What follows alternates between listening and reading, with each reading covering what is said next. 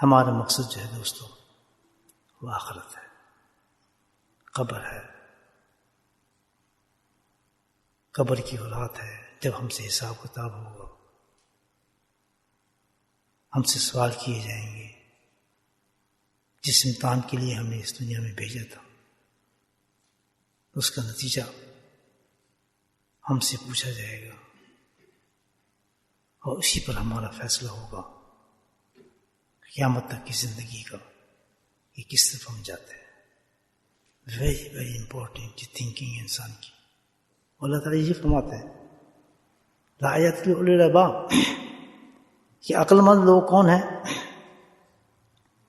ایک تو اللہ کے نزدیک عقل مند، ایک ہمارے دنیا والوں کے نزدیک عقل مند لوگ. ہم عقل مند لوگ سے کہتے ہیں جس تھوڑے سے دنوں کے اندر بہت پیسہ کما لیا، تھوڑی دیر واسطے گیا جی بلڈنگ بنا لیتے ہیں، جی کیا بنتا جی، بڑا ہوشیار بنتا ہے، بڑا کلیور بنتا ہے جناب، اتنی ڈگری لے لی جی، اتنے وہ مال بنا لیا، اتنا سب کچھ کر لیا. ہم تو سوچ نہیں سکتے جی ہمارا بچہ اتنا کلیور ہو. ماشاء اللہ، یہ ہے نا بات، یہ ایک ہمارا سٹینڈرڈ ہے. تو اللہ کیا کہتا ہے کہ میرے نزدیک کون ہے عقل مند لوگ؟ عقل مند تو وہی ہیں مجھے اللہ کے نزدیک ہے. اسی کو لگا اولو الالباب. بولے سبحان اللہ. تو ہم وہ عقل مند بن جائیں جس کو اللہ تعالیٰ عقل مند کہتے ہیں. دنیا والا عقل مند کو جوتے مارے کہ جنہیں تسی کہتے نا عقل مند، یہ سب سے پاگل ہے. عقل مند تو وہ ہیں جس کو اللہ عقل مند کہے. اللہ کس کو کہتا ہے عقل مند؟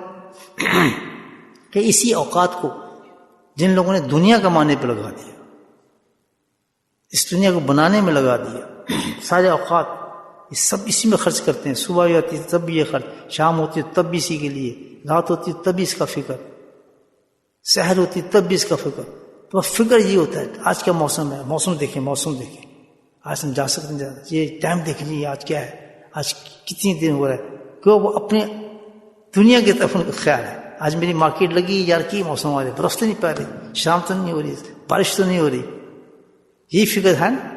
تو اللہ کہتا ہے میرے جو لوگ ہیں عقل مند لوگ انہی اوقات کے اندر سوچتے ہیں کہ اللہ تعالیٰ کی کیا ڈیمانڈ ہے اس وقت میرے لیے.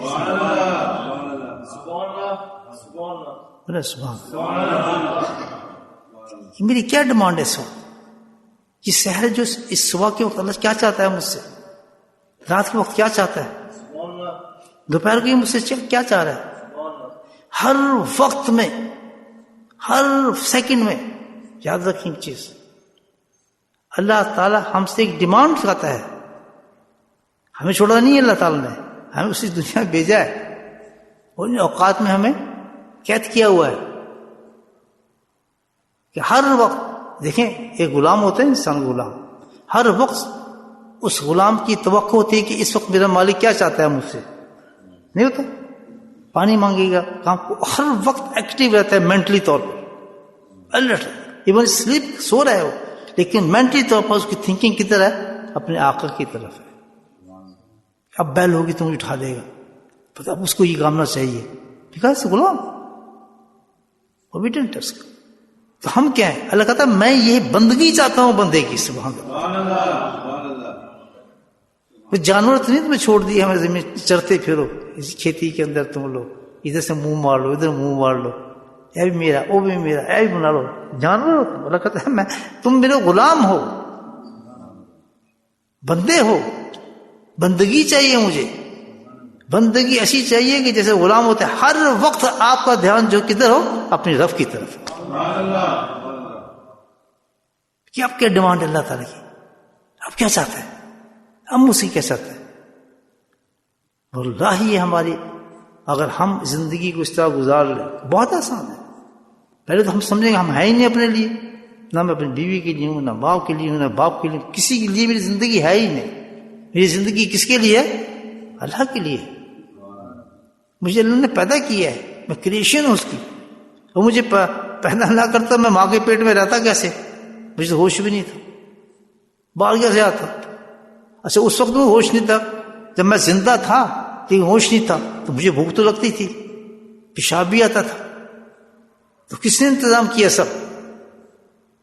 جو رب ہے، جو اس کی صفت ہے. پالنے والا سبحان اللہ. تو کب سے پالا اس نے؟ ایک نطفے سے، ایک بوند سے پالتا آیا ہمیں اور کہاں تک مچا دیا. تو وہ رب کہتا ہے کہ تیری غلامی تو بڑی مضبوط ہونی چاہیے پاگل، تو تم میرا بندہ ہے، میرا غلام ہے، ادھر ادھر کیا دیکھتا ہے؟ اور جو بندہ اس فلسفے کو، اس لاجک کو سمجھ گیا کہ ہر وقت اللہ کی کسی ڈیمانڈ کا وقت ہے، یہ مجھ سے کچھ چاہ رہا ہے، اور اس چاہت کو اس بندے نے پورا کر دیا، سبحان اللہ. وہ کون ہو گیا؟ وہ اللہ کا پیارا ہو گیا، ولی ہو گیا، دوست ہو گیا، جنت اس کی ہوگی، فردوس اس کی ہوگی، حوریں اس کی ہوگی. اللہ پھر ناراض ہو جاتا ہے. اس کی ناراضگی کی وجہ سے عجیب انداز ہے. جب بہت زیادہ ناراض ہو جاتا ہے نا تعالیٰ، یاد رکھے، جب بہت زیادہ اللہ ناراض ہو جاتا ہے، پتہ ہے کیا کرتا ہے؟ اس کو امیر کر دیتا ہے، اس کو دولت دے دیتا ہے، اس کو خوشحالی دے دیتا ہے، اس کے ہر کام کہتے ہیں نا بات، یہ جدھر ہاتھ ڈالتا ہوں یار سونا بن جاتا ہے. اس کے کاروبار چلنا شروع ہو جاتا ہے، اس کے مزے لگ جاتے ہیں، کیونکہ اس کو اور پختہ کر دیتا ہے اللہ تعالیٰ کہ اب یہ توبہ کی طرف آئے نا، کیونکہ اس دنیا کا تو میں نے عذاب ختم کر دیا، اب اس کو میں دائمی عذاب دوں گا آخرت. اور یہ سب سے بڑی عذاب کی شکل ہے دنیا کے اندر، جس کی مثال اللہ تعالیٰ نے قوموں میں دی ہے. خدا نہ خواستہ اللہ معاف فرمائے بندہ اس پوزیشن میں آ جائے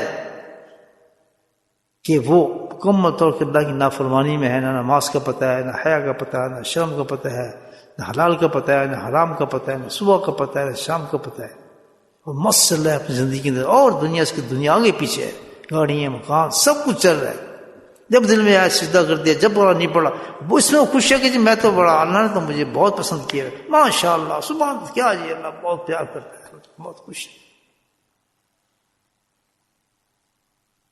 یہ سب سے بڑی چیز. اور اللہ سب سے راضی اللہ پر کس سے ہوتا ہے؟ سبحان اللہ. کہاں دیکھنا ہے کہ کس بندے سے اللہ پیار کر رہا ہے اور راضی ہو رہا ہے؟ مفلسی میں گرا ہوا ہے، پریشانی میں گرا ہوا ہے، کوئی بات اس کی مرضی کے مطابق ہو ہی نہیں رہی، سبحان اللہ، لیکن سجدے پڑا اللہ کے سامنے رو رہا ہے. اللہ کو نہیں اس نے چھوڑا، اللہ کے ساتھ اور مزید اس کا رشتہ ہوتا چلا گیا، اور دعاؤں میں چلا گیا، اور گڑ گانا شروع کر دیا، انتہائی صبر میں چلا گیا، اور جو پہلے عبادت کرتا تھا اس سے بھی زیادہ عبادت شروع کر دی اس نے، اور اتنی زیادہ اس سے مصیبت آنی شروع ہو گئی، اور وہ عبادت کیے جا رہا ہے. اللہ پھر فخر سے فرشتوں پہ کہتا ہے کہ اس کے لیے ایسی جنت تیار کرو، جب آئے یہ دیکھ کے پتہ چل جائے کہ میری تیاری کیا تھی جنت کی، اس جگہ پہ اس کے محلات بناؤ، ایسی حوروں کو اس کے لیے تیار کرو. تو یہ چند دن کا کھیل ہے دوستو. یہ اسٹینڈرڈ نہیں ہے اللہ کے نزدیک کہ بھئی یہ جو ہے اچھا ہے اور یہ خراب ہے. مفلس بھی ٹیسٹ ہوتا ہے اور دولت بھی ٹیسٹ ہے. یہ تمہیں چیزیں کس سے ملتی ہیں؟ اوقات سے ملتی انسان کی. اپنے وقت کو ہم اس طرح گزاریں جو اللہ ڈیمانڈ کرتے ہیں ہمارے سے.